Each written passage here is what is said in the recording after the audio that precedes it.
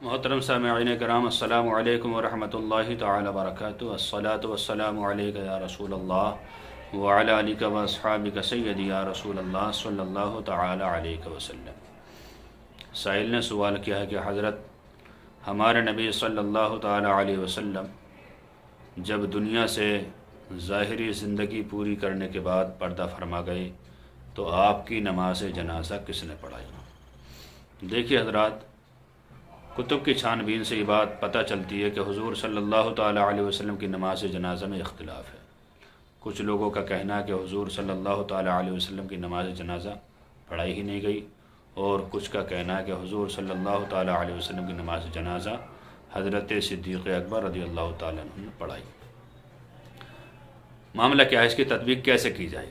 تطبیق یہ ہے کہ جب تک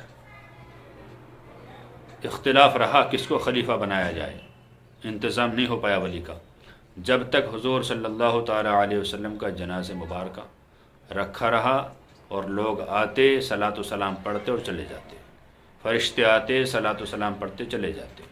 اسی طرح ایک دو دن گزرا اور جب حضرت صدیق اکبر رضی اللہ تعالیٰ عنہ کو امیر المومنین کی کرسی پر بٹھا دیا گیا، آپ کو خلیفہ بنایا گیا، لوگوں کے مشورے سے آپ کو ولی بنا دیا گیا، تو آپ نے نماز جنازہ پڑھی اور آپ کے ساتھ چند لوگوں نے نماز جنازہ پڑھی، اور اس کے بعد کسی کو نماز جنازہ پڑھنے کی اجازت نہیں، اس لیے کہ جب ولی جنازہ کا ولی نماز پڑھ لیتا تو اس کے بعد کسی کو نماز پڑھنے کی اجازت نہیں ہوتی ہے، وہ آخری نماز ہوتی ہے۔ یہ مسئلہ فتاوی رضویہ شریف جلد نمبر 4 صفحہ نمبر 40 41 42 پر موجود ہے۔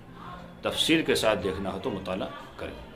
اللہ تعالی سے دعا ہے کہ اللہ تعالی ہمیں صحیح دین سیکھنے کی توفیق عطا فرمائے۔ السلام علیکم ورحمۃ اللہ تعالی وبرکاتہ، واللہ تعالی عالم بالصواب۔